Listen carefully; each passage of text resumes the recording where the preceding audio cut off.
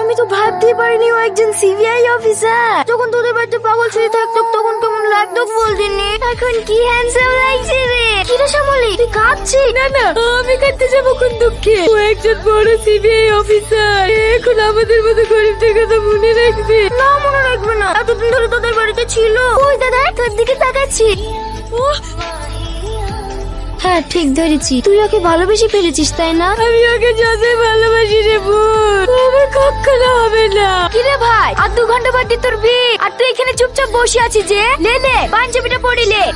কিরে, তোর চোখে পানি? দেখ ভাই, কি হয়েছে বলবো। আমি লাস্ট যে মিশনটা গিয়েছিলাম সেখানে গিয়ে একটা মেয়ের সাথে আমার পরিচয় হয়। জানিস শ্রাবণী, তার সাথে কাটানো সোনালী মুহূর্তগুলো সব সময় আমার মনে পড়ে। ওখান থেকে আসার পরে আমি যেন নিজেকে হারিয়ে ফেলেছি। এইরকম কেন হচ্ছে বলতে পারিস বোন? বুঝতে পেরেছি, তুই মেয়েটাকে অনেক ভালোবেসে ফেলেছি।